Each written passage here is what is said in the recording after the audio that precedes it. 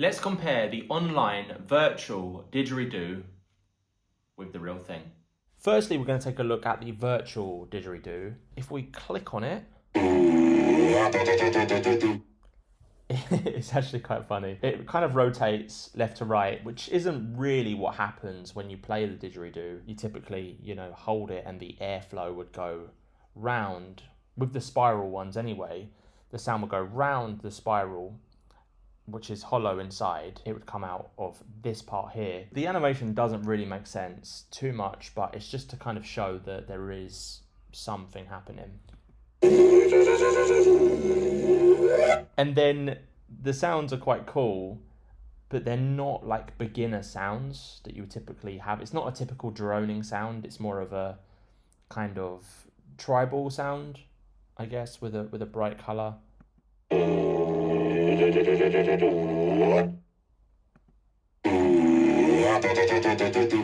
So we've got these three sounds basically when we click, and they're all very similar but also quite different in some ways in terms of mainly frequency. They sound a bit different. Now if we compare the virtual didgeridoo with the real thing, the actual instrument is quite heavy. It's got quite a bit of weight to it. Even though this is a very compact instrument, it feels quite nice to hold in your hands, much better than clicking on a graphic, of course. One of the main things that I know is going to be different with this is the tone. So if I produce just a basic drone sound,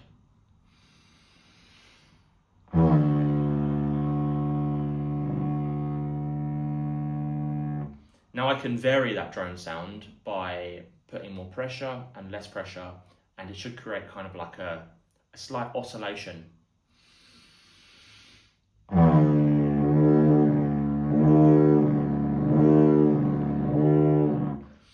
Now if I do that same thing, but I make a kind of bird tone, if I imagine in my mind like a bird or some sort of animal, and I think about that animal and let my lips kind of make that sound that animal would kind of make, whilst doing the droning sound and the slight oscillation, I might get something a bit more like this.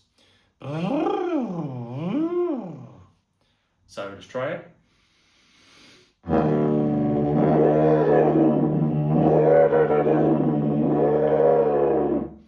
And then obviously we can do little things like, and that's quite good for an ending when you've kind of run out of breath if you can't keep going.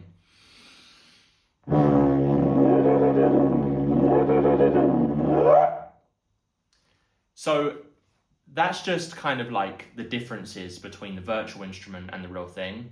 There's a lot of things that you can't do with a virtual didgeridoo that you can with a real instrument. Anyway, if you want to try the virtual instrument, I will put a link in the description so that you can do that. Or if you want to buy a didgeridoo, then you want to check out this video on screen now where I show you which didgeridoo is likely right for you.